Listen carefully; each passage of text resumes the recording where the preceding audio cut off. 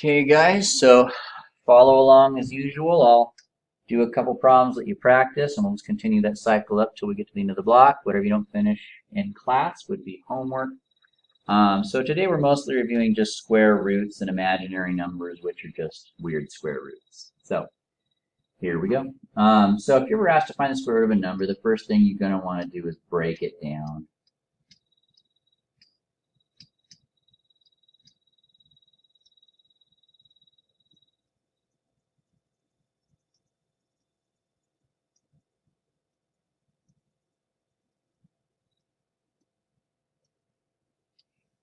Bring that 2 down also.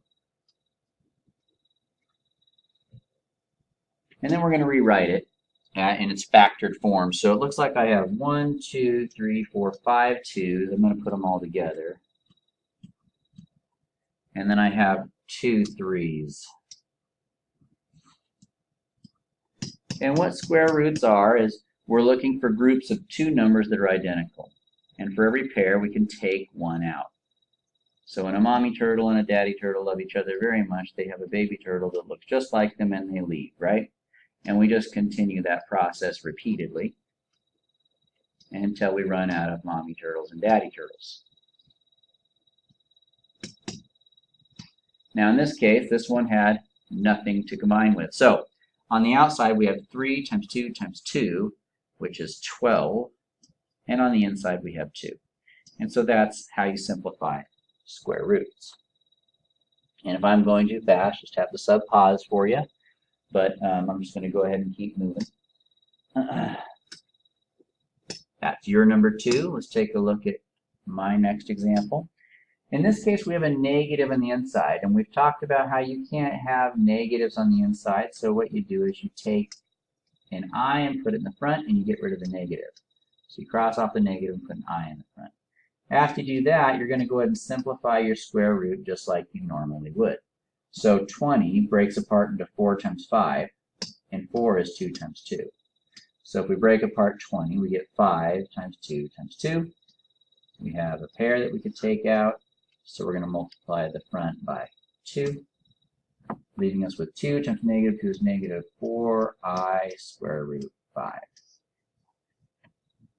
Okay, so 2 things on there. Well, actually, really just one. Just do square roots like you normally do, but if you have a negative, take out an I. Okay, it's an imaginary number at that point.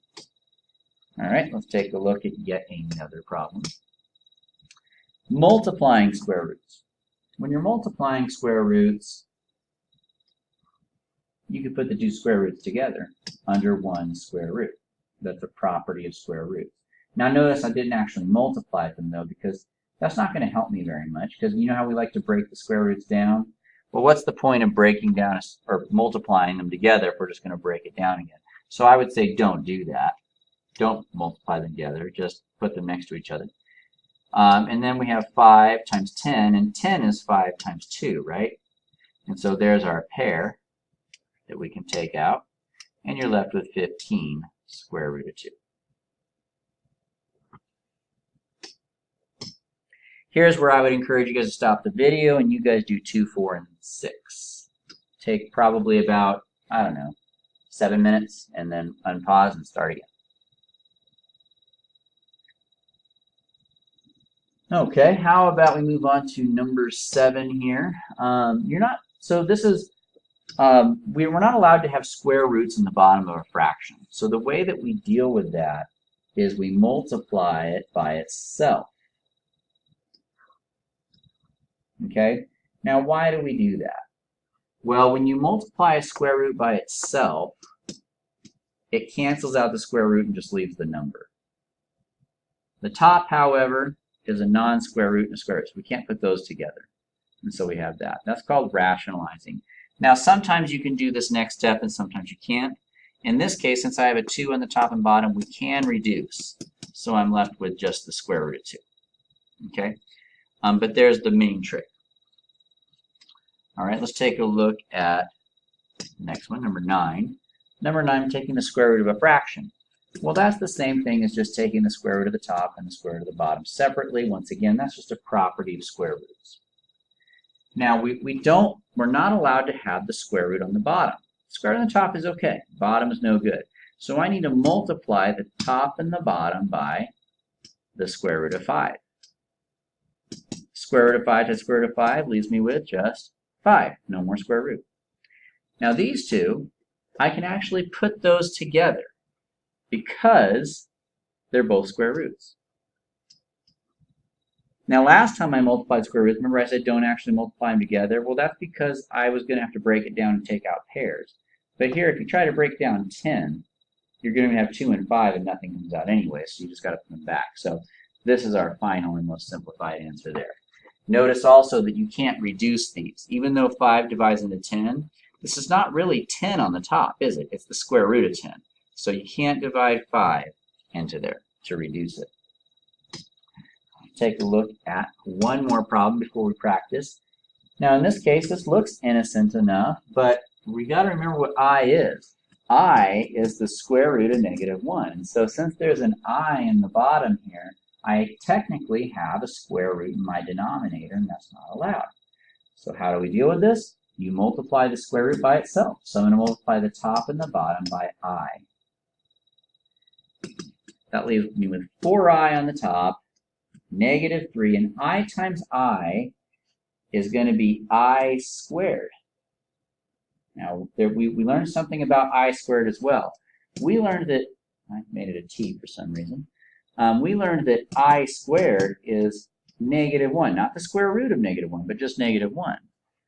So that means that 4I over -3I squared is -3 times -1. Instead, -3 times -1 is +3. So there's a couple of things going on there. So we don't like I in the bottom, so we multiply the top and bottom by I. But understand that when you get I squared in the bottom, that just changes into a -1. Okay? So here's a good place to pause the video and work again for like maybe 5 minutes this time on numbers, where did we leave off at 8, 6, 8, 10, and 12, I guess? 8, 10, and 12 is what you guys are going to work on. 5 minutes. Okay, let's go ahead and continue our journey here. This is what's known as a complex number. When you have a number being added to an imaginary number, we call those complex numbers. And so complex numbers, they pretty much act a lot like polynomials. It's just like combining like terms and whatnot. So if I want to add this complex number to this complex number, just add the two numbers that are normal numbers, 6 and 3, which is 9. And then add the two imaginary numbers, 2I and 1I, to make 3I, and you're all done. Simple, right? Just like polynomials. They're not polynomials, they're complex numbers, but same rules apply pretty much. Subtraction, that's for you. The only difference on your problem here is that don't forget, you do need to distribute the negative before you begin the process of combining. All right, let's go and take a look at this one. Number 15. Notice how there's nothing in between the parentheses. That means we're multiplying. And once again, just like with polynomials, if you do a binomial times a binomial, you use the box method. The same thing applies to complex numbers. We're going to use the box method. Now, something a little different does happen at the end, but for the most part, a lot of this is just like polynomials. -6 times -1 is 6. -6 times 8i is -48i. -8i times -1 is +8i. -8i times 8i is -64i squared. And then don't forget, you're going to combine your like terms here. So we have 6. 8 take away 48 is -40i, and then -64i squared. But we're not done. If we were doing polynomials, we would be done here. But with complex numbers, there actually is one more step. Remember what I told you guys about I squared? I squared actually equals something. I squared equals -1. And so now we can go a little bit further. -64 times -1 is +64. And if we add that to the +6, we end up with 70 minus 40i. Okay?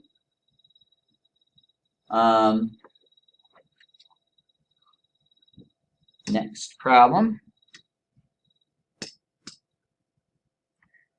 Now in this case we have an I in the bottom. Okay, and we don't like i's in the bottom. Now we had that earlier in today's review lesson, and the way we dealt with it was multiplying by I. But in this case that's not going to work. The reason why is because it's not just 9i, there's a plus 4. If this plus 4 wasn't here, that's what you would do. If it's just an imaginary number, that's what you would do. But in this case, we have a complex number. We have like a binomial, right? So if you multiply the bottom by I, yes, it'll cancel that I out because it's going to turn it into a -1. But guess what? You're just going to put another I over here in the process when you distribute it in. So you can't do it that way when you're dealing with complex numbers as opposed to just an imaginary number in the denominator. So here's how we deal with it in this case. We multiply it by the conjugate. The conjugate means you multiply it by itself essentially, but the sign in the middle becomes an opposite sign. And don't forget, whatever you do to the bottom, you do have to do to the top. Okay? So let me show you what happens here. We're going to use one of our polynomial shortcuts. We can apply it here, right?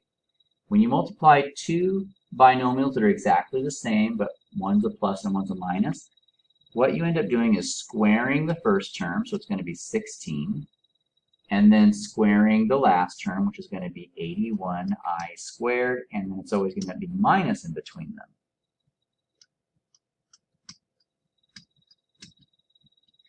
So I'm just going to put here, shortcut. Or you can do the box, it doesn't matter. Either way, you should get the same thing. Shortcut or box, you're going to get the same thing. Okay, now a couple of things. First of all, we can distribute in here. So we're going to get 16i minus 36i squared.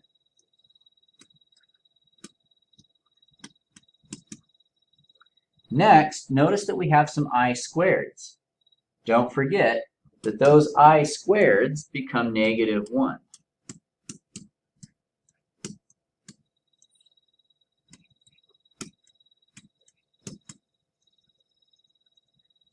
And so -1 times -36 changes that 36 into a plus now.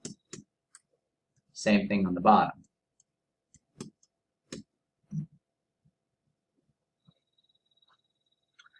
Furthermore, we can now add the two numbers on the bottom together because now they're just both normal numbers.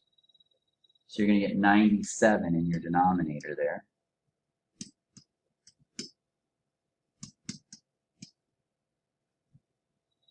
Okay. Now, technically, there's a few ways your answer can be written. And I want to show you guys all the different ways it can be written. So what do we have right now? Right now we have this 16i plus 36 over 97. Okay. First of all, they might have it reversed like this. It's not too uncommon for the I to come second. Second of all, another way that they might write it is they might write it as two separate fractions instead. Putting the 36 over the 97 and the 16 over the 97 separately. Not too uncommon. Another thing is you might want to make sure, can you reduce? Okay, so whether you write it in any of these fashions, you want to see if you can reduce. In this case, I'm pretty sure that 36 and 97 don't have anything in common. I'm going to check it really quick on my calculator just to be sure. Yeah, they're prime, so there's nothing that's going to work there. But you should reduce if you can. Okay? So that's the end of it. You guys are going to finish your last three problems there. I think that was it, right? There's no more after that? Yeah. So go ahead and finish your last three problems and we'll call it a day.